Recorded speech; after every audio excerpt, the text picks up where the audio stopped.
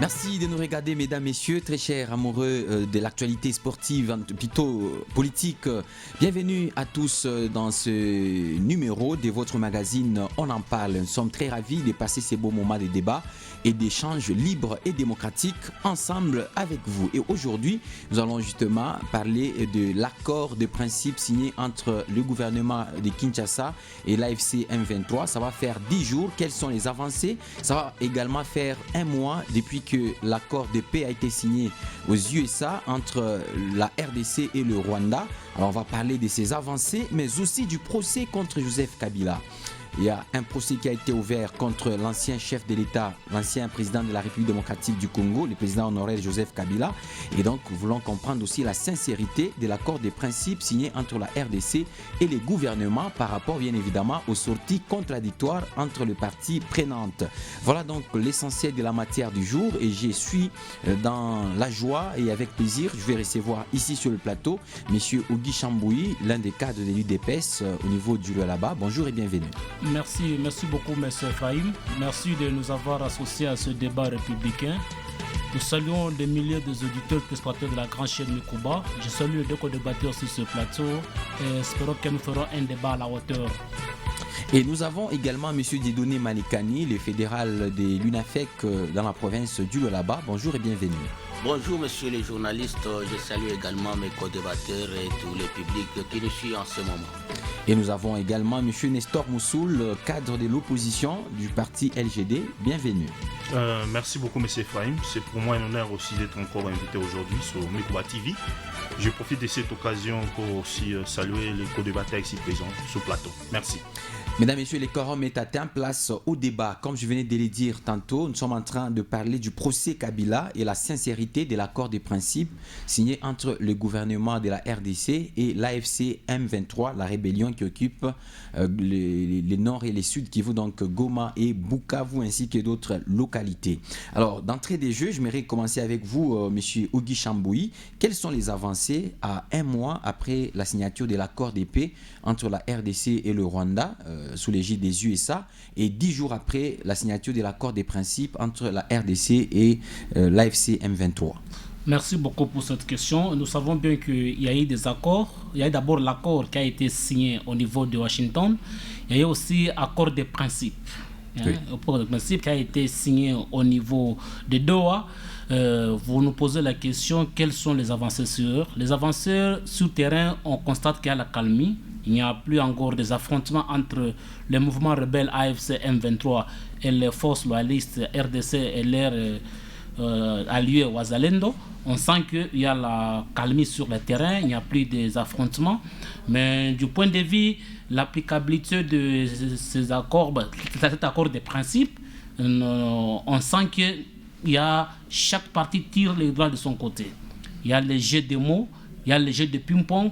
Et bientôt, là, les 10 jours vont expirer et on ne sait pas, après de 10 jours, ils ne viendront quand. Parce que nous avions suivi aussi le porte-parole de ces mouvements. Je ne sais pas si c'est le porte-parole, les négociateurs, le chef de la délégation AFC M23 qui a fait une sortie médiatique ce week-end à Goma où il justifie leur position. Et j'apprendrai au conditionnel, bien sûr, qu'il aurait conditionner le retour à Doha par la libération de leurs 700 prisonniers politiques. Comme convenu d'après lui.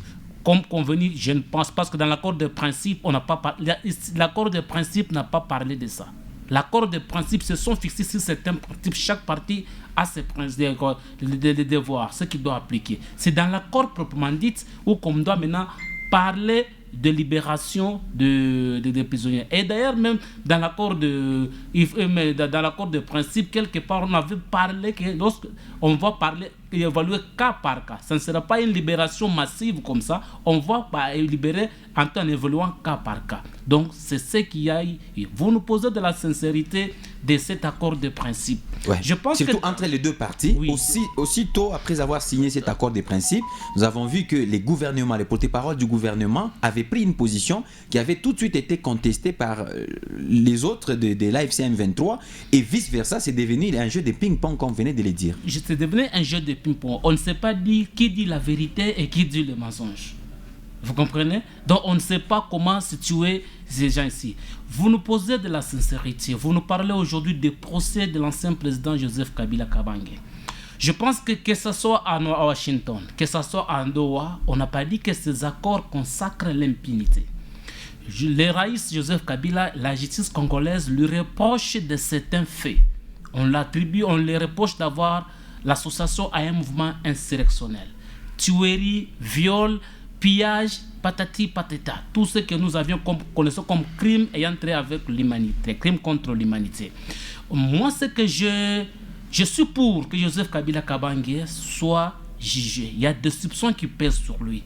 Mais la manière de le faire doit se faire d'une bonne manière. Joseph Kabila, c'est le sénateur à vie. C'est l'ancien président honoraire. Il est justiciable devant la justice qui par la Cour constitutionnelle et il ne peut autoriser les poursuites de l'ancien président, ce n'est que le Parlement réuni en congrès. Mais nous avons vu la procédure ayant amené à la levée de ces immunités, il y a eu à boire et à manger. Nous avons accepté pour avènement d'un état de droit. Mais l'état de droit, c'est le respecter aussi des principes, respecter aussi les lois qui nous jugent. Personne ici, moi personnellement, je suis pour qu'il faut qu'on donne l'occasion au Raïs, à l'ancien président de la République, de s'exprimer devant la justice, de se justifier de tous les soupçons qui pèsent sur lui. Et cela devant avec que la justice puisse lui garantir une justice vraiment transparente et équitable, qu'il ne soit pas une justice au milieu. Qu'il juge aussi de sa présomption d'innocence. Merci, M. Guy Chambouy.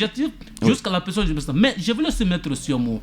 La même justice aujourd'hui qui traque les mouvements AFC M23, qui traque Joseph Kabila Kabange, tous ceux-là qui sont complices avec le mouvement rebelle aujourd'hui, présumés entre guillemets, que cette même justice ait le courage de traquer aussi ceux-là de la mouvance présidentielle, ceux-là du pouvoir aujourd'hui de l'Union sacrée, qui sont soupçonnés de détournement, qui sont soupçonnés de pillage, parce qu'on ne peut pas accepter qu'on ait une justice sélective où une certaine catégorie d'un certain espace ethnique est traquée et l'autre espace est protégé. Nous avons accepté pour l'avènement d'un état de droit et la justice doit être l'église au milieu des villages. Donc, je suis pour que Joseph Kabila soit traqué, soit jugé. Et aussi ceux-là qui gouvernent, ceux-là qui sont soupçonnés de soupçons de détournement, que la même justice mette la main sur eux pour qu'on dise aux Congolais qui est reproché de quoi, qui est coupable et qui n'est pas coupable. D'accord, merci M. Guy Chambouy. Je vais revenir à vous, le temps de passer aussi la parole à M. Dieudonné Malekani. Justement, sur la même question, ça va faire 10 jours depuis que l'accord des principes a été signé. D'après les contenus de cet accord, les différentes organisations avaient donné pratiquement 10 jours maximum aux parties prenantes pour pouvoir trouver un accord. Mais ça va faire déjà 10 jours, mais aucune avancée. Je ne sais pas si vous voyez une avancée. Ça va faire 1 mois depuis l'accord de paix des USA. On avait beaucoup chanté, c'était une victoire diplomatique que le Rwanda et la RDC puissent signer sous l'égide des États-Unis. Mais quelles sont les avancées que vous avez constatées sur le terrain? Bon, justement, là, il y a d'abord l'accord de paix signé aux États-Unis entre la République démocratique du Congo et la République du Rwanda. Et il y a aussi cette déclaration des principes signée entre la coalition AFS-M23 et aussi les gouvernements de la République démocratique du Congo. Mais du côté accord de paix, je constate qu'il n'y a pas tellement des avancées, parce que parmi les engagements, parmi ce qui a été convenu, il fallait qu'on commence à traquer les FDLR. Il fallait qu'il y ait les mouvements, on pouvait déjà constater les mouvements de réapatriement de réfugiés. Il y a beaucoup de choses par rapport à cet accord de paix, mais nous sommes en train de constater que jusque-là, rien n'est fait. Parce que pour le Rwanda, la première des choses, il faudrait que la République démocratique du Congo arrive à neutraliser les FDLR, parce que les FDLR constituent une menace permanente du côté du Rwanda. Oui. Et par rapport à tout ça, nous sommes en train de constater qu'il n'y a pas tellement d'avancées. Maintenant, par rapport à la déclaration de principe entre les M23 et la République démocratique du Congo, mais là aussi, c'est comme mon co-débatteur venait de le dire, à ce niveau-là, nous avons constaté qu'il y a quand même la calmie, parce que on avait tous peur. Vous voyez, de tous côtés, ils étaient en train de mobiliser les troupes. Pour la République démocratique du Congo, nous avons tous appris qu'il y avait des mercenaires qui étaient déjà engagés, et il y avait beaucoup de militaires au niveau de Goma, et même en ce qui concerne la coalition M23, il y a aussi la mobilisation des hommes de troupes qui s'apprêtaient. Et effectivement, tout le monde disait que non, Goma allait tomber, donc on s'attendait à un affrontement autour de Goma. Donc aujourd'hui, c'est calme, ils sont en train de s'observer. Mais néanmoins, dans cette déclaration de principe, il y a un engagement. L'engagement, c'est en ce qui concerne le cessez-le-feu permanent, interdisant les attaques aériennes, terrestres et maritimes ou lacustres, ainsi que tous les actes de sabotage. Donc, autour de ça, il y a des mesures de confiance. Parmi les mesures de confiance, je dois relever par exemple s'abstenir de tout acte de nature à compromettre le bon déroulement de ce processus. Le processus, c'est quoi? C'est le processus de paix qui est engagé, oui. Parce que en dehors de ça, il y a maintenant les négociations, les pourparlers de paix qui vont devoir commencer d'après cette déclaration de principe le 8 août. Ils doivent déjà rentrer pour les pourparlers de paix, là où ils vont attaquer les causes profondes de conflits qui terrassent la République démocratique du Congo. Mais il y a quand même affrontements ces jours-ci. Il y a des affrontements signalés à gauche, à droite entre la rébellion et Ouazzaline. Et aussi, d'après toujours même déclaration de principe, la mise en application de tout ça, ça peut intervenir à partir du 29. Du 29 de ce mois, la mise en application de tous ces engagements ici, c'est à partir du 29. Le 29 juillet ici. Donc nous supposons que, bon, là, il y a encore des choses qu'il faudrait régler et nous allons évaluer très bien le principe après le 29. Donc, par rapport à la question des libérations de prisonniers, ça entre dans les mesures de confiance. Cette libération des prisonniers bien identifiés, des détenus, mais c'est bien clair. C'est bien clair, ce n'est pas quelque chose qui est imaginaire. C'est dit qu'on doit libérer les prisonniers, les détenus. Vous voyez. Mais à ce niveau-là, nous sommes en train de nous demander, parce que mon co-débatteur a parlé en ce qui concerne l'ancien président de la République. D'abord, cette disposition ici, s'abstenir de tout acte de nature à compromettre le bon déroulement de ce processus. Donc, le sénateur Joseph Kabila est identifié comme qui? Comme faisant partie de la coalition M23 ou non? Parce que s'il fait partie de cette coalition, pourquoi le poursuivre pendant ce temps? Est-ce que ça ne sera pas ça, un acte qui peut compromettre le bon déroulement de ce processus? Parce que dans ces pays, vous savez, nous avons salué l'accord de Washington. Nous avons salué cet accord au nom de la paix. Parce que la population congolaise a besoin de la paix. Comme autrefois le disait le président Mobutu, il dit, eh bien, pour refaire l'unité du Congo, même s'il faudrait signer l'accord avec les diables, nous allons les faire. Pourquoi aujourd'hui? Parce que nous voulons la paix. Au nom de la paix que nous sommes en train de rechercher, est-ce que le moment est indiqué pour engager les poursuites contre l'ancien président de la République que tout le monde identifie comme faisant partie de la coalition M23? Parce que c'est tout le monde qui chante.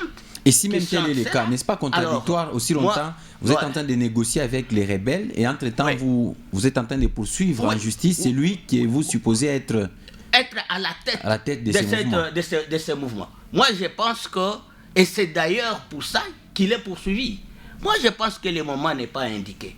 Donc, il n'est pas exclu qu'un ancien chef de l'État soit poursuivi en justice parce que on sait quand même qu'il y a certains anciens chefs de l'État qui, à travers le pays, à travers l'Afrique, plutôt à travers le monde, qui, après leur mandat, ont été poursuivis. Ce n'est pas exclu, mais chez nous, ici, pendant ce temps, le peuple congolais a d'abord besoin de la paix.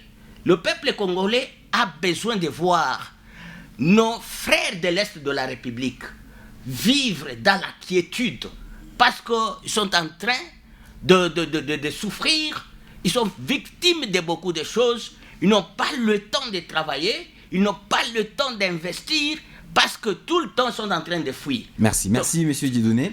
Souffrez que j'accorde aussi la parole à M.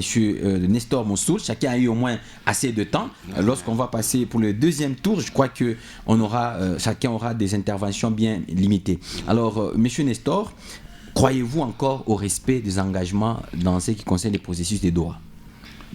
Pour moi, personnellement, je pourrais dire que d'entrée des jets, c'est au président Félix-Antoine Tshisekedi qui a pris le pouvoir depuis 2019 d'assurer la sécurité et la paix à tout Congolais. Donc c'est lui le responsable direct qui est capable de mettre fin à cette crise qui est en train de faire sombrer notre pays. Vous êtes sans ignorer que lorsque nous sommes partis pour signer les accords de Washington, nous avons vu le gouvernement congolais envoyer le représentant via Madame la ministre des Affaires étrangères, Wagner. Nous avons vu le gouvernement rwandais envoyer aussi des boucs émissaires pour représenter ça. Lors des signatures de cet accord de paix, avant la signature, le gouvernement congolais déjà, l'attitude, il y a un problème de déficit communicationnel dans l'entourage du chef de l'État. Je crois que M. Mouyaya ne rend pas un bon service à la nation congolaise par rapport à ses communications parce qu'à chaque fois qu'il fait ses sorties, il y a toujours un dérapage. Pour nos amis de l'Union sacrée, de l'IDPS, ils nous ont chanté que les États-Unis d'Amérique vont mettre fin à la guerre. Les États-Unis d'Amérique vont envoyer les militaires au front pour chasser les rebelles des M23 et chasser aussi le militaire rwandais. Mais ce qui n'a pas été fait. Parce que la population congolaise s'attendait à ce en fonction de ces propos, qu'on aura une solution. Mais nous sommes arrivés à Washington, on a vu que le gouvernement congolais s'est pris la corde au cou. Selon leurs attentes et ceux qui étaient sur le terrain, ça commence à jouer à des faveurs. C'est les États-Unis d'Amérique qui nous ont envoyés à Doha, n'est-ce pas? C'est les États-Unis d'Amérique, après avoir signé cet accord de principe et cet accord de paix. Les États-Unis ont fait référence à Doha, mais le processus de Doha était déjà en cours. C'était en cours, c'est toujours... je peux dire, le Qatar, c'est un bouc émissaire des États-Unis. Pour rien faire, parce que et tout ce qui se passe, c'est ce qui intéresse la communauté internationale. Les Américains, premièrement, c'est leurs intérêts d'abord matériels. Les Américains ne peuvent jamais vous aider sans avoir quelque chose en retour. Ce qu'ils ont déjà... Ils visent quelque chose dans ça, même si nous cherchons la paix. Maintenant, j'aimerais dire une vérité que nos amis du pouvoir essaient d'oublier.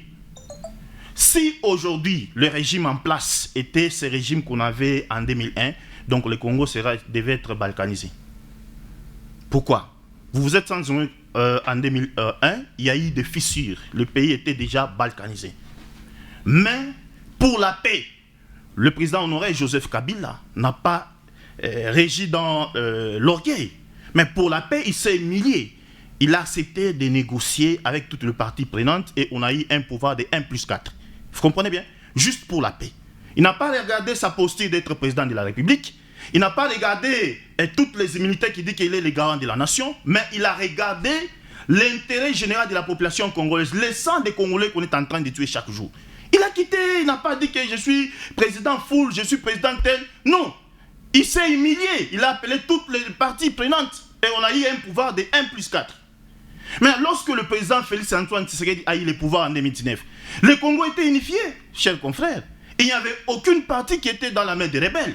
Mais aujourd'hui, au moment où nous parlons, nous sommes conscients que tout Congolais est conscient que le rapport de force sur le terrain a échoué. Parce que si on avait une armée forte sur le terrain, on pouvait balancer les rapports de force. Pourquoi nous dialoguons? C'est parce que sur le terrain, sur les rapports de force, on n'a pas une armée efficace à détruire, à déloger l'ennemi. Et comme solution, il faut recourir à la diplomatie. Mais il faut aussi reconnaître que notre armée a certainement cette force-là, sauf que les rebelles sont appuyés par des forces occidentales. Non, notre armée, je le dis, je couds des bras, des chapeaux à nos FRDC. Le problème qui pose à notre armée, c'est un problème de gouvernance. Comment est-ce que vous pouvez être dans un pays où vous êtes dans un état de guerre? Vous voyez, vous avez plus de 500 députés, plus de sénateurs, des ministres. D'abord, quand nous prenons les députés, ils sont d'abord budgétivores, les salaires est élevé, plus de 20 000 $. Si nous étions un État sérieux, on devait d'abord commencer par investir dans l'armée. Donc on devait rendre notre armée forte et dissuasive. Tout ce qui est, on peut dire, la réduction des trains de vie des institutions, c'est quand on réduit les trains de vie des institutions, on aura des moyens efficaces que nous pouvons investir dans l'armée. Mais apparemment, ce sont certains membres du gouvernement qui ne veulent pas aider les chefs de l'État. Le chef de l'État a émis le vœu de réduire les trains de vie depuis bien longtemps. Ça, c'est un affaire. Le problème, c'est l'applicabilité. vous avez plus de 500 députés qui sont budgétivores. Mais vous voulez parler vous parlez de l'organisation de notre armée. Comment est-ce que nous pouvons organiser notre armée aussi longtemps que les militaires au front sont mal payés, mal motivés, ni les enfants des militaires, leur scolarité n'est pas prise en charge, ni les logements posent un problème? Tout ça, c'est un déséquilibre social. Comment est-ce que vous pouvez avoir une classe des élites qui danse tout le temps dans des cabarets avec l'argent de la République que d'autres provinces produisent, mais aussi longtemps que la question qui est très capitale, c'est d'organiser notre armée. Qu'est-ce qui nous manque d'organiser notre armée? Qu'on réduit les trains de vie des institutions, qu'on réduit l'histoire là des détournements, c'est aussi des crimes. Tous ces gens qui ont détourné l'argent du pays, ce sont des grands criminels financiers qui devaient être jugés. Quand on veut arrêter quelqu'un, c'est encore vous, l'opposition, qui voulez mystifier cela. Non, on n'a pas écouté, cher confrère. C'est quelqu'un qui est cité dans les détournements. On n'est pas là pour sanctifier X ou Y. On est là pour que le pays puisse aller de l'avant. Regardez tous ces gens qui ont détourné l'argent du pays. Nous avons commencé avec le projet d'échange. Combien d'argent a détourné? Est-ce que cet argent est rentré dans la caisse de l'État? Lampadaire, Tchilé-Gelou, Arena, construction des... on a eu le développement de 145 territoires. Aujourd'hui, ça pose encore un problème. Tous ces gens-là qui ont volé, Nicolas Kazadi avec les fameux puits de forage, l'histoire des lampadaires, tous ces gens qui ont détourné l'argent du pays, est-ce qu'ils ont été jugés devant la justice congolaise? Est-ce qu'ils ont été condamnés? Est-ce qu'ils ont retourné cet argent volé pour que le pays puisse aller de l'avant? Non. Ça, c'est une justice à sens unique, chers confrères journalistes. Si ces gens étaient arrêtés, on pouvait dire que même dans l'opposition, ceux-là qui ont été accusés via ce genre de bavures, on pouvait appuyer. Mais on ne peut pas appuyer une justice à sens unique. Ou à d'autres personnes, on dit qu'ils sont des pères de famille, mais à d'autres personnes, on veut les exposer, les humilier, pendant qu'ils sont dans un processus où nous voulons que la paix puisse régner au niveau interne, non pas fragiliser le pays. Alors, merci beaucoup. On va s'il vous plaît, souffrez. On aura encore beaucoup de temps, ne vous en faites pas. Nous allons passer au deuxième round. Cette fois-ci, vous allez comprendre que je vous ai laissé assez de temps à chacun d'exposer, mais là, nous allons limiter le temps. Alors, monsieur Guy Chambouy, je voulais justement revenir à vous pour dire que aujourd'hui, est-ce que l'accord des Doha, faites-le pour parler des Doha, sont encore d'actualité aussi longtemps que les deux parties sont en train de se tirer dessus dans la communication? Est-ce que vous pensez que c'est la seule alternative aujourd'hui qui peut sauver la RDC de cette impasse? Je pense que mon co-débatteur l'a dit. C'est après le 29, normalement après le 29, ils doivent se retrouver. Ils doivent se retrouver à Doha pour signer un accord proprement dit. Vous savez, pour le moment, chaque parti essaie de rassurer ses membres. Vous comprenez? Chaque parti, ils jouent avec le jeu des mots. Ils essayent de... Vous imaginez aujourd'hui, si le mouvement AFC M23 reconnaissait publiquement qu'on nous a dit que non, nous allons cantonner nos membres. C'est quoi la morale qu'ils donnent aux militaires là, qui gardent leur zone là, entre guillemets, libérée. Les militaires vont se décourager. Les rebelles là-bas qui sont avec eux, ils vont se décourager. Donc, nous savons bien qu'ici, la guerre, on la gagne par la voie militaire, par la voie politique, par la voie de dialogue. Aucune guerre dans ce monde ne peut jamais se terminer sans dialoguer. Vous pouvez vous tirer dessus, mais vous finirez toujours par s'asseoir autour d'une table pour changer. Donc ce n'est pas pour la première fois qu'aujourd'hui la RDC opte par la voie diplomatique. Et il faut reconnaître, à cause de cette voie diplomatique, il y a même certaines organisations internationales qui ont reconnu publiquement que non, les Rwandais, c'est le Rwanda qui agresse la RDC. Même les rapports des experts des Nations Unies, vous avez suivi ce qu'ils ont donné comme rapport il y a une semaine, il y a 2 semaines. Alors, même l'accord qui est entendu aux États-Unis entre la RDC et entre la RDC et Rwanda. Non, entre il y a un accord, l'accord économique, l'accord de business entre la RDC et Washington est conditionné et attend aussi de l'autre côté ce qui se passe à Doha. C'est pourquoi j'ai rejoint un peu ce qui a dit que non, on a comme tendance à comprendre que non, Doha c'est une sous-traitance des États-Unis d'Amérique. Parce que si vous suivez bien ce qui se passe à Doha, il y a les représentants, le conseiller Afrique de M. Trump, il était à Doha. Le monsieur, c'était un représentant des organisations africaines comme l'OIA, ils étaient à Doha. Même l'ancien président nigérien, Olusegun Obasanjo, il était à Doha. Donc ça veut dire quoi? Les pourparlers sont en cours. Et même après le 9, ils vont se retrouver. Pour le moment, ces gens essayent de jouer avec le jeu des mots pour garder la morale de leurs troupes. Mais ce qui est vrai est que nous, ce que nous avons besoin d'une paix. Et pas n'importe quelle paix éphémère, on a besoin d'une paix durable. Parce que à tout prix, mais ça soit dans l'intérêt supérieur de la nation. Merci, M. Guy Chambouilly. Je vous arrête là, s'il vous plaît. Alors, M. Dieudonné, est-ce que vous pensez que... Parce que les mots qui divisent les deux partis, entre le gouvernement de la RDC et l'AFC M23, c'est notamment la restauration de l'autorité de l'État sur toute l'étendue du pays. Le gouvernement pense que en restaurant l'autorité de l'État, c'est récupérer toutes les zones libérées, en fait, entre guillemets, libérées par l'AFC. Mais du côté de la rébellion, ils estiment qu'on peut aussi restaurer l'autorité de l'État sur toute l'étendue, mais avec la force ou la politique de l'AFC M23. Est-ce que c'est un problème de compréhension des termes ou encore c'est tout simplement l'effet de vouloir tirer les draps de son côté? Bon, merci beaucoup, c'est bien clair. On doit restaurer l'autorité de l'État sur l'ensemble du pays. Parce que chez nous, la crise est multiforme. La crise ne concerne pas seulement les M23. Il y a beaucoup de groupes armés. Il y a même des tueries. Il y a beaucoup de groupes armés qui sont actifs chez nous en République démocratique du Congo. Même dans les Bandundu, il y a les groupes qui sont actifs. Partout, chez nous, il y a des problèmes. Donc voilà pourquoi la restauration de l'autorité de l'État ne concerne pas seulement la partie occupée. C'est pratiquement toute la République. C'est pourquoi lorsqu'on va aux négociations politiques, parce que là-bas, ce n'est pas au tribunal, là où on doit dire c'est elle qui a raison, c'est elle qui a tort. On va aux négociations politiques, c'est pour chercher à harmoniser avec toutes les parties prenantes. Et je dois même vous informer qu'à ces dialogues, il serait nécessaire de convier certaines aussi forces politiques du pays. Parce qu'il n'y a pas que les M23. Même l'opposition politique non armée doit pouvoir se retrouver là-bas. Même la société civile doit pouvoir se retrouver là-bas. Parce que nous avons besoin de la paix, une paix durable. Je pense que ça, c'est juste une étape. C'est juste une étape entre l'AFC M23 et le gouvernement. Et il y aura maintenant... Mais ça, on parle aussi d'un éventuel dialogue. Mais non, c'est ça. Moi, je ne pense pas qu'il faudrait qu'il y ait d'autres dialogues. Ça, c'est le dialogue qui est programmé. Parce que les dialogues ici, on a dit, on va analyser les causes profondes. Les causes profondes des conflits, ce ne sont pas seulement les causes qui concernent les M23. Là, ça ne serait pas une manière de régler définitivement les problèmes. Ça, c'est régler les problèmes en moitié. Quant à dire que, est-ce que c'est pour parler au rond-lieu?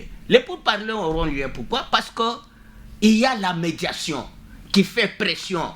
Même s'ils sont arrivés à cette déclaration de principe à Doha, c'est parce qu'il y a eu pression.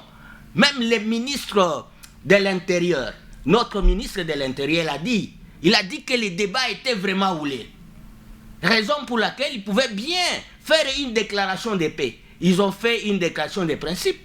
Si vous voyez la déclaration de principe comparée avec les communiqués conjoints d'avril, donc ce n'est pas tellement différent. C'est pratiquement la même chose. Donc vous allez comprendre que rien n'a évolué par rapport à ça. On a besoin d'arriver à un compromis. Le compromis, c'est arriver même à former un gouvernement là où les M23 vont participer. C'est comme ça que la restauration de l'autorité de l'État sur l'ensemble du pays, donc c'est-à-dire là, on doit intégrer. Merci, on doit intégrer tout le monde. D'accord, merci monsieur. Dans la gestion alors, de la chose monsieur Nestor Moussoul, merci beaucoup, c'est bien compris. Monsieur Nestor, à cette allure où on est en train d'envisager peut-être un dialogue dans les jours à venir, mais nous savons quand même que le gouvernement est en train de se préparer pour sortir un nouveau gouvernement, le gouvernement dit d'union nationale. Est-ce que vous pensez que c'est opportun, ou bien ce sera un gouvernement qui va durer que quelques mois avant qu'un autre ne vienne après l'éventuel dialogue, s'il aura lieu, bien sûr?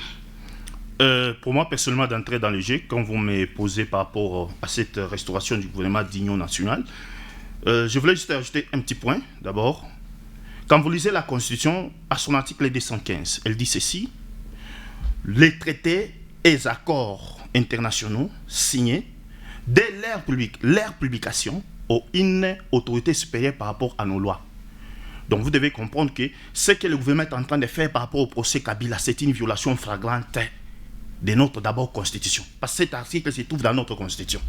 Donc, à ce moment-ci, on n'a pas besoin de créer des frustrations qui vont nous embêter. Qu'est-ce qui a créé la guerre encore ici? Les conflits internes, ce sont des frustrations. Et ce sont ces frustrations qui nous amènent de crise en crise. Comme pour l'instant, nous avons besoin de la paix, on doit mettre fin à toutes ces choses-là que le régime est en train de jouer parce que ça ne garantit pas la paix. Nous retournons au processus de Doha. Je vous ai dit que le processus de Doha n'est que la continuité de Washington. Donc, le gouvernement congolais croyait que les solutions pouvaient venir directement de Washington. Aujourd'hui, le gouvernement américain nous a joué un jet de nous envoyer vers Doha. Et quand vous regardez à Doha, il y a toujours le même négociateur qui se cache dans l'ombre. Donc, la même personne qui poursuit les mêmes intérêts. Parce que quand vous voyez la coalition AFC M23, le M23, c'est une armée rwandaise que nous le connaissons. Et cette armée est appuyée par le Rwanda. C'est-à-dire que même à la table de négociation, le cahier des charges de M23, il y aura toujours une partie prenante du Rwanda. Vous comprenez bien? En dehors de ce qui sera cité comme conclusion. Après l'accord de paix qui sera signé à Doha, il y aura ce qu'on appelle un dialogue. Vous êtes en Union, il y a les processus de Nairobi qui sont encore en continuité. C'est que ça ne va pas s'arrêter à Doha. Et le processus de Nairobi va nous amener où? Le processus de Nairobi va nous amener au dialogue. Le dialogue avec qui? Le dialogue entre toutes les parties prenantes de notre pays. Nous parlons de la société civile, l'opposition armée, l'opposition non armée et les confessions religieuses, y compris les gens du pouvoir. Qu'on se met autour d'une même table, qu'on propose des pistes de solutions pour faire sortir le pays des crises définitivement. Il ne fallait pas que demain, M. Ephraim, lorsque tu n'es pas en bon terme avec moi, Nestor, qui suis président de la République, au lieu d'exprimer tes déloyances par la voie démocratique et tu recours aux armes, cet embouglio doit prendre fin. C'est pour ça que nous disons que chaque processus nous amène vers un pas. Mais ce qui se passe sur le terrain, c'est autre chose. Je vous dis la vérité. Aujourd'hui, il y a violation de cet accord de principe. Le M23 a récupéré quelques territoires, n'est-ce pas? Ok, quand vous lisez cet accord de principe, on a dit que le gouvernement congolais ne doit pas avancer d'un centimètre. Ouais. Et le gouvernement des AFC M23 aussi ne doit pas avancer d'un centimètre. Maintenant, le village qui vient de tomber récemment, je vis même la communication des officiers supérieurs de notre pays, confirmé même du côté Ituri encore. Il y a une tendance de renversement du côté Ituri, des rébellions. Donc, sur le terrain, c'est autre chose. La RDC, c'est un pays qui a signé des accords en accord, mais le plus grand problème, c'est la mise en application de ces accords sur le terrain. C'est ce qui est important. Signer, c'est bien. Est-ce que nous serons en mesure de le mettre en application? Quand vous attendez les deux côtés, il y a une fausse communication qui met la population congolaise dans une confusion totale. Et ce qui est signé, c'est autre chose, mais ce qui est communiqué aux médias locaux, c'est autre chose. Ça, c'est une confusion totale. Moi, je pourrais dire que monsieur le président Félix Antoine Tshisekedi doit retourner dans l'homme. Dans l'homme, c'est-à-dire qu'il accepte de s'humilier, de négocier avec tout le monde pour la paix. Même quand vous parlez des restaurations de l'autorité de l'État, sur toute l'étendue. Comment est-ce que vous allez restaurer l'autorité de l'État aussi longtemps que du côté Congo central, vous avez la milice Mobondo, vous avez la milice de Thomas Lubanga, vous avez l'Ouganda qui menace de prendre Kisangani via le fils de Museveni. Vous avez les récentes déclarations. Le fils de Museveni veut renverser pour prendre Kisangani.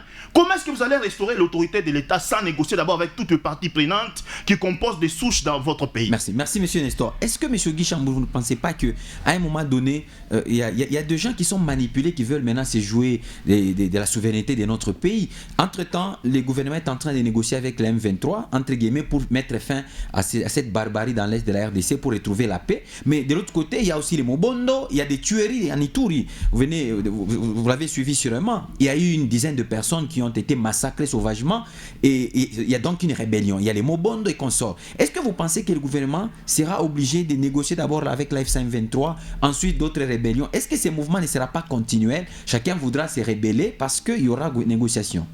Je vous dis, la République démocratique du Congo a plus de centaines de groupes armés milices. Il n'y a que le M23 là qui semble être un peu en super forme. Et la RDC se trouve dans une situation précaire.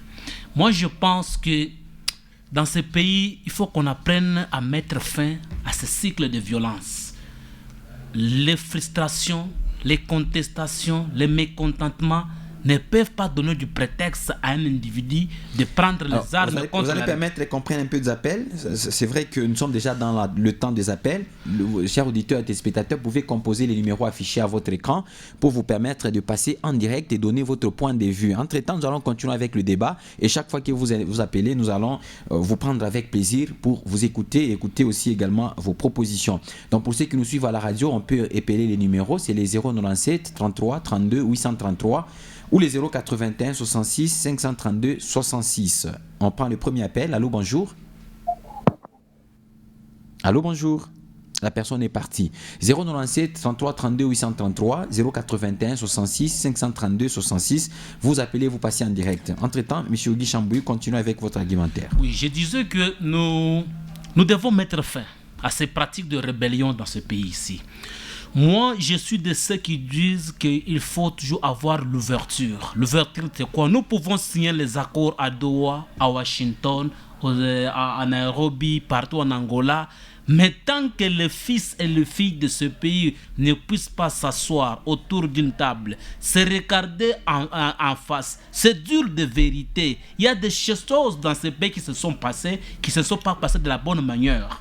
Il y a des Congolais sont divisés, les Congolais sont frustrés, les Congolais sont mécontents, les Congolais souffrent. Et il y a lieu que les Congolais s'assoient autour d'une table pour échanger sur des questions, sur les causes. Et vous pensez que qu'est-ce qui bloquerait ces dialogues-là? Il y a un problème sérieux de la sincérité entre les acteurs politiques. Que ce soit ceux de l'opposition, c'est de la majorité, tout comme c'est de la société civile. Même le médiateur en soi, qu'on prétend donner du crédit pour qu'il joue cette médiation-là, ne sont pas sincères. Ils ont des penchants. Ils ont des penchants, ils ont des carnets, des agendas cachés. Voilà pourquoi aujourd'hui, la RDC fait confiance maintenant à des partenaires extérieurs pour jouer la médiation, telle que on parle de Doha, on parle de Washington. Tant que nous-mêmes, Congo, d'abord, on n'est pas correct, on n'est pas vrai, ça pose un problème. Les responsabilités sont partagées dans ce que nous sommes en train de vivre aujourd'hui. Certes, il y a des choses que le régime actuel a hérité des différents régimes, mais il y a aussi des choses que le régime actuel aussi a causé, pas posé, qui n'étaient pas vraiment de la bonne forme. Mais il faut qu'on s'assoie autour d'une table, il faut qu'on se parle, il faut qu'on se dise des vérités. Il ne peut jamais y avoir une paix sans réconciliation. Il ne peut jamais y avoir une réconciliation sans paix. Donc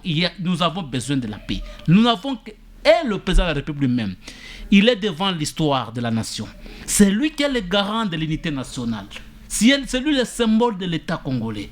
Il doit s'inspirer de l'histoire de ce pays. Ce Congo est dirigé que sur base de dialogue en dialogue, de rendez-vous sur rendez-vous. Je ne vois pas de quoi il va perdre s'il acceptait au nom de la paix, au nom de l'unité du pays, de dialoguer avec tous les acteurs politiques congolais. Et les acteurs politiques congolais, comme ceux de la société civile, comprennent que nous n'avons que la RDC comme dénominateur commun. C'est le pays que nos pères fondateurs nous ont légué et c'est ce pays que nous allons léguer aussi à nos enfants, à nos arrière-petits-enfants. Merci, monsieur Guy Chambouy. Nous rappelons encore les numéros. Donc, les 097 33 32 833, 0421 66 532 66. Vous appelez, vous passez en direct. Donc, ne nous écrivez pas, nous prenons que des appels. Monsieur Dieudonné Malikani, alors, nous voulons savoir, face à la multiplicité des rébellions dans notre pays, est-ce qu'il faut-il encore continuer à compter sur des accords, sur des négociations, etc. Sinon, on risque de tout hypothéquer. À ces groupes rébellions, on donne ça. À cet autre groupe, on donne ça. Finalement, l'État va rester avec quoi? C'est le seul moyen d'atterrir. C'est organiser les pourparlers de paix qui sont vraiment inclusifs. Et on doit appeler tous les meneurs qui sont à la base de toutes ces rébellions. On doit appeler la société civile et aussi les acteurs politiques pour qu'on puisse organiser un véritable dialogue, un dialogue inclusif. Souffrez que je prenne cet appel, s'il vous plaît. Allô? Oui, allô? Bonjour, messieurs. Vous appelez comment et d'où vous nous appelez? Oui, je réponds au nom de M. Freddy Sikala. Je vous appelle à partir de Lubumbashi. Vous avez la parole, M. Freddy. Oui. Monsieur, je voulais juste intervenir au sujet du jour qui est là, puisque je suis devant ma télé en train de suivre les débats. Je disais ceci, monsieur le journaliste. Pour moi, dans ce pays ici, il y a eu déjà des cinquantaines de dialogues qui n'ont abouti à rien. Puisque c'est inutile de dialoguer. C'est qu'il faut, pour chercher la paix telle que les autres sont en train de l'expliquer là-bas, c'est qu'il faut aller chercher d'abord des armes, tuer les siens, par après revenir pour dialoguer. Est-ce que ça, c'est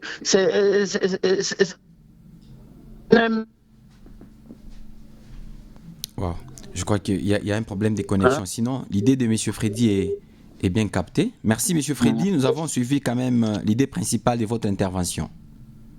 097 33 32 833 0421 66 532 66. Vous appelez, vous passez en direct pour donner votre point de vue. Mais sinon, vous avez suivi M. Freddy qui pense qu'il y a eu beaucoup de dialogues. Ce qu'il faut, c'est peut-être chercher les armes pour aller... M. Freddy est en train de nous mettre dans le cercle vicieux. Il est en train de nous mettre dans le cercle vicieux. Parce qu'il est démontré noir sur blanc que nous n'avons pas une armée capable de neutraliser les rébellions. Voilà. Ces rébellions existent, ça fait longtemps.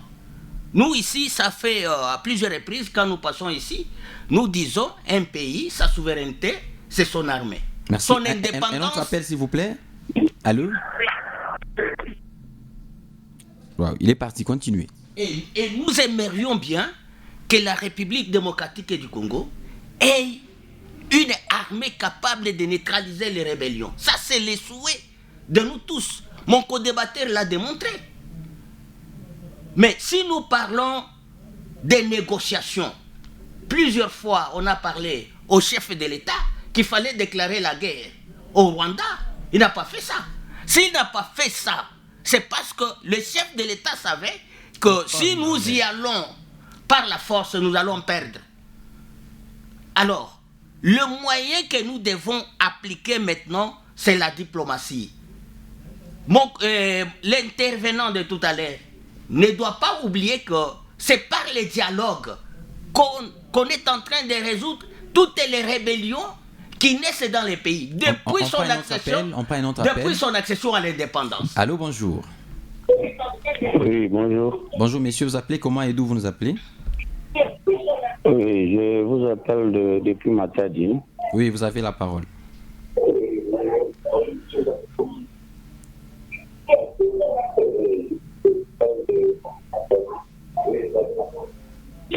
Nous vous écoutons parler. Oui, je suis en train de vous suivre religieusement.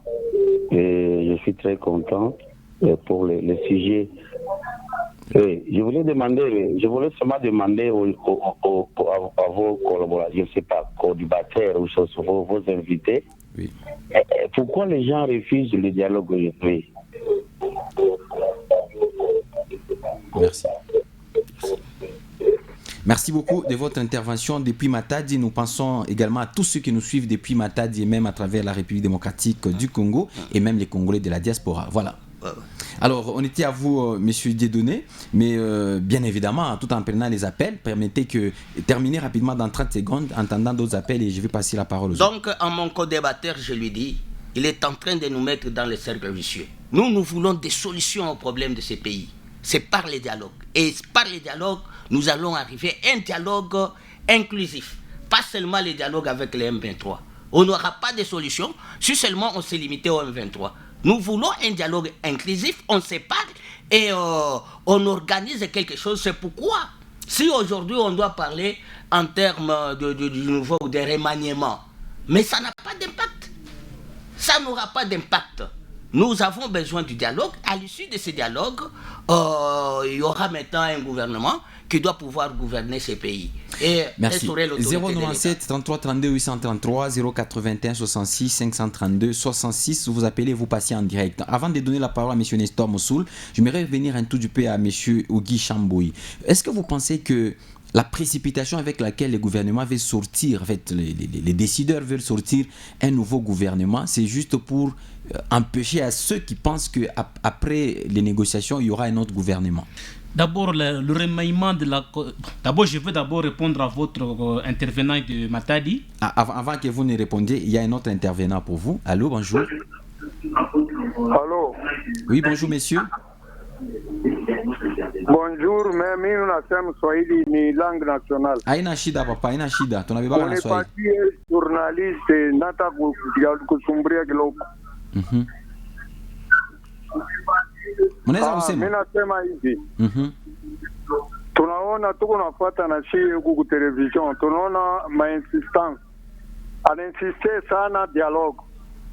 Mais bale president a dialogué nabo. Ndio beko mu combattre. Dialogue ni ya intérêt kunini? Okay.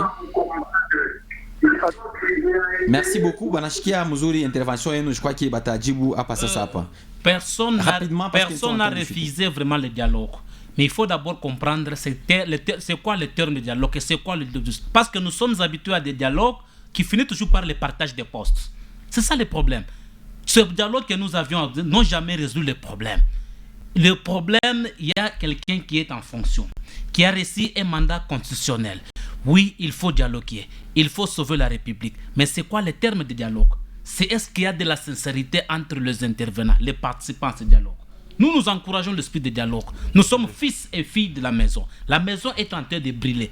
Parce que juste que ça soit à Doha, que ça soit à Washington, nulle part, je n'ai pas entendu, on a parlé de partage de postes. Ouais, pas du tout. Nulle part. Un autre appel, un autre intervenant en cours. Allô, bonjour. Oui, bonjour, monsieur les journalistes. Vous appelez comment, monsieur, et depuis où vous nous appelez? C'est monsieur Mike, hein? Je vous appelle depuis Kananga. Vous avez la parole, monsieur Mike, depuis Kananga. Oui, moi aussi, j'aime. Ouais, j'encourage l'idée du dialogue et sans l'ex-président et son mouvement AFC. Merci, monsieur Marc. L'idée d'exclure des autres compatriotes, donc, c'est bon les dialogues, mais pas avec Kabila. Je peux parler, s'il vous plaît. Alors, merci beaucoup. Allez-y, monsieur Nestor aussi. Je crois que nous ne devons pas tourner en rond. Mes amis qui ont eu le pouvoir, ils savent très bien de quelle manière ils ont eu ces pouvoirs. Ils ont eu ce pouvoir à l'africaine. Je ne sais pas si mon co-débatteur de l'IDPS peut contredire. C'est parce qu'il y a eu alternance, c'est parce qu'il y a eu passation pacifique. C'est vous qui les connaissez, moi je ne connais pas ce que tu parles. Oui, ok, tu peux arrêter, je dis à tous les Congolais qui les suivent. C'est parce qu'il y a eu alternance. Il y a eu passation pacifique du pouvoir en 2019 pour que ce régime puisse exister. Je me pose une question, c'est quel mouche qui les pique aujourd'hui de prendre les pouvoirs. Vous prenez là où ils vont nous amener. On commence à utiliser les pouvoirs pendant que les pouvoirs est exercé sur tous les Congolais. Ce qu'il faut éviter. Le dialogue est inclusif et ouvert à tout Congolais. Nous parlons du dialogue entre nous-mêmes Congolais. Parce que c'est ce qui se passe à Doha. Si au niveau interne, nous ne sommes pas... Souffrez, on prend d'abord cet auditeur, cet téléspectateur. Allô, bonjour. Oui, allô, bonjour, monsieur. Vous vous appelez comment, monsieur, à partir d'où vous nous appelez? Nous vous appelons à partir de Lubumbashi. Oui, vous avez la parole. Ok, merci beaucoup. Alors, je suis la pertinence des intervenants. Je vous appelle à partir de Lubumbashi. Oui. Alors, je voudrais intervenir sur la question du dialogue. Si vous suivez la pertinence de toutes ces interventions de vos correspondants et consorts, vous allez vous rendre compte que le Congo court un grand danger. Le plus grand danger que nous courons est celui de voir ce pays être balkanisé sur base de l'incompétence au sommet de l'État. Alors, nous vous demandons, vous qui avez la parole au sommet, de vouloir bien nous éclairer l'impact du dialogue et ça peut produire quoi? Nous, la population, nous sommes victimisés aujourd'hui. Nous sommes les seuls perdants. L'IDPS, PPRD, SCC et consorts, nous en avons marre. Les gens sont là pour leurs bénéfices. Ils ne sont jamais là pour l'intérêt du peuple. Alors, nous insistons. Si les gens vont prendre le pouvoir que nous leur avons donné avec beaucoup de négligence, nous allons perdre ce pays. Et nous courons vers un grand danger. Ce danger-là fera en sorte que ces pays soient balkanisés et perdre ce que nous avons comme acquis. Merci beaucoup, monsieur. Merci de votre intervention et je considère ça comme le dernier appel. Désolé pour ceux qui n'ont pas pu entrer en contact avec nous, mais qui ont vraiment souhaité aussi nous appeler. Je crois que ce n'est qu'une partie remise. Alors, monsieur Nestor, terminé dans 30 secondes. On est presque à la fin. 30 secondes seulement à chacun pour dire juste un dernier mot. Pour moi, la solution à la crise congolaise, les solutions sont congolaises. Il faut que le pouvoir en place, M. Félix-Antoine Tshisekedi, puisse jouer de sa sagesse en acceptant de s'humilier pour dialoguer avec toutes les parties prenantes qui composent les souches des Congolais, pourvu qu'ensemble nous puissions d'abord faire ce qu'on appelle une cohésion nationale. C'est partant de cette cohésion que l'ennemi de l'extérieur n'a pas de force pour nous diviser. Merci. Et d'aider, il faut organiser notre armée, et ce qui est très capital pour faire une dissuasion sur le terrain. Merci beaucoup. Alors, M. Guy Chambouy, 30 secondes. Likuba, c'est une chaîne sérieuse. Quand vous avez l'opportunité, on vous invite sur un tel plateau, il faut vous documenter, il faut vous ressourcer et venir exposer les injustices sur la place publique. Nous souhaitons l'esprit de dialogue. On a besoin de sauver la République, mais nous demandons aux participants qu'ils soient sincères, vrais et corrects. Merci. Et M. Dieudonné Malikani pour terminer. C'est la paix qui préoccupe la population congolaise. Et pour cette paix, s'il faudrait dialoguer même avec les diables, autant le faire. Et lorsqu'on a le pouvoir, il faut savoir assumer ses pouvoirs. Le président actuel a hérité ces pays, les pays entiers. Mais qu'est-ce qui a fait qu'aujourd'hui nous avons des rébellions qui occupent des parties de la République démocratique du Congo? Donc nous avons besoin de la paix et de l'autorité de l'État. Est-ce qu'à l'Union Sacrée, vous êtes vraiment prêt à partager les pouvoirs? Parce qu'on a comme l'impression que vous voulez bien les dialogues, mais sans partager les pouvoirs. C'est comme ça que vous anticipez avec un gouvernement qui va sortir incessamment. Je tiens ici à vous dire que à l'Union Sacrée, on a besoin de partager le pouvoir. C'est pourquoi vous allez constater que l'Union Sacrée est plurielle. C'est-à-dire il y a beaucoup de forces là-dedans. Donc c'est-à-dire c'est déjà le partage du pouvoir. Déjà le partage du pouvoir. Voilà, mesdames, messieurs, qui met un point final à ce numéro de votre magazine On en parle. C'était vraiment un plaisir de les partager ensemble avec vous. De partout, vous nous avez appelés à travers la République démocratique du Congo. Nous sommes des cœurs avec vous. Nous disons merci à M. Guy Chambouy qui a réapparu après un long moment de silence. Merci. Merci, monsieur. On était vraiment occupés avec des voyages consorts. Nous voici de retour. Et merci également à vous, M. Nestor Moussoul, pour la disponibilité. Merci beaucoup, c'est moi qui vous remercie. Et à vous également, M. Dieudonné Malikani. Merci beaucoup, M. Ephraim, pour la confiance que vous ne cessez de nous témoigner. Alors, mesdames, messieurs, ça en est fini complètement. Je vous retrouve très prochainement, donc demain mardi, avec plaisir, Dieu voulant.